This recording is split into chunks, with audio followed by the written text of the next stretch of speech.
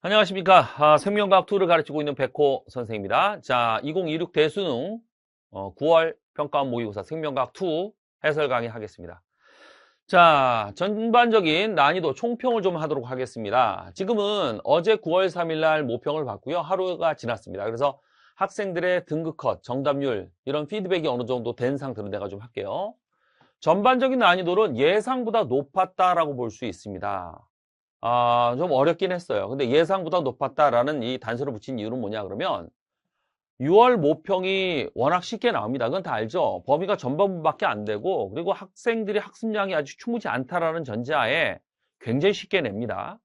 그리고 9월 모평을 그거보다 좀 더 어렵게 낼 수밖에 없어요. 왜? 전범위가 되는 거니까. 후반부에 있는 예를 들어 뭐 전사인자 추론이라든지 하디반 이런 것까지 들어가니까 뭐 분류도 외워야 되고 자연적으로 난이도가 올라가긴 하지만 그래도 수능만큼 엄청나게 올리지는 않습니다.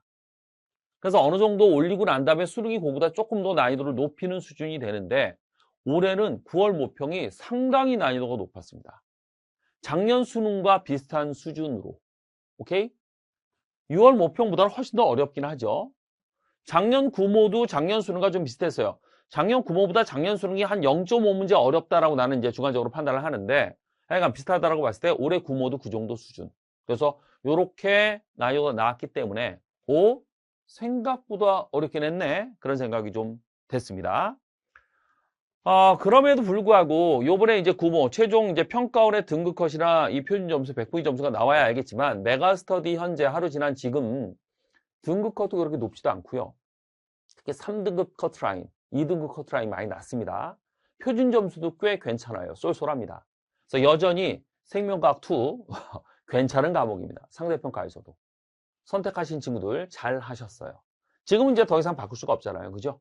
잘 하셨습니다. 남은 기간 이제 여러분들이 부족한 것만 메꿔주시면 여러분들은 아주 괜찮은 점수를 받게 될 것 같아요. 자, 그렇다. 자, 그럼 올해 수능은 어떻게 될 것이냐? 이번 구모보다 한 문제가량 난이도를 올릴 것으로 예상하시고 대비하는 게 좋습니다. 보통 1등급 커트라인이 45점 정도가 가장 이상적인 커트라인이 되거든요. 1등급 커트라인. 근데 요번에 그 정도 예상이 되고 있어요. 45점. 물론 뭐 한 달 후에 평가원이 발표하면 게 달라질 수는 있을 텐데 일단 지금 그렇게 됩니다. 그런데 남은 2달 동안 학생들이 엄청 마지막 피치를 올린다. 공부를 열심히 한다고. 그거 대비하기 위해서 평가원이 한 문제 정도 난이도를 올리지 않을까 이렇게 예상하면 되겠습니다. 선생님이 감히 예상하자 그러면 추론형은 요 정도 난이도 될 것 같아. 개념형에서 좀 꼬아서 낼 가능성이 높아요. 한 2문제 정도. 개념형 2문제 어렵게 내면 그건 추론형 한 문제랑 비슷해지거든요.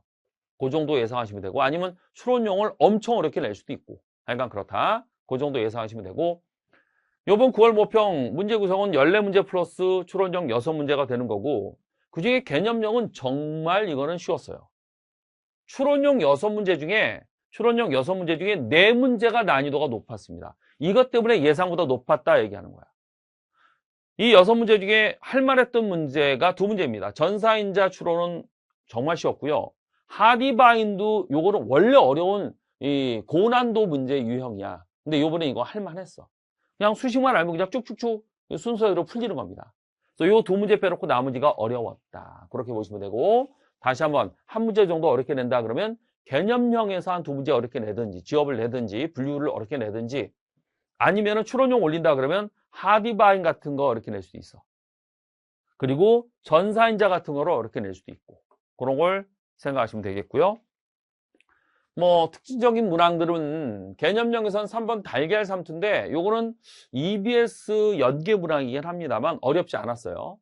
추론용 4문제가 이게 어려웠는데 염기조성, 샤가프 법칙 이용하는 요게 좀 어려웠고 이거 시간 정말 귀류야 귀류.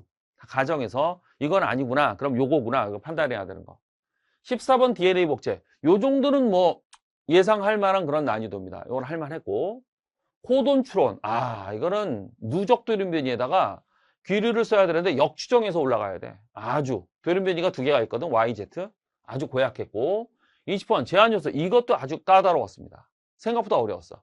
그래서 요 4문제가 시간이 많이 걸리고 대부분 귀류였기 때문에 여기서 발목을 잡혔을 가능성이 높다. 자, 그리고 단원별 출제 비중은 뭐 예상했던 그대로입니다. 기출문제 그대로 나왔었어요.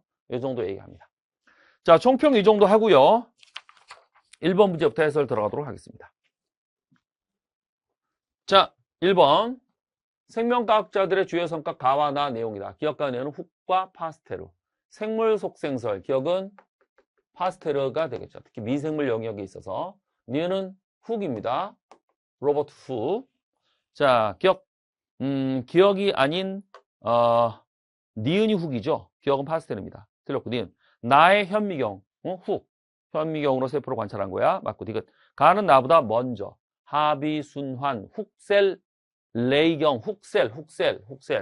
굉장히 일찍. 이건 17세기입니다. 1600년대, 17세기.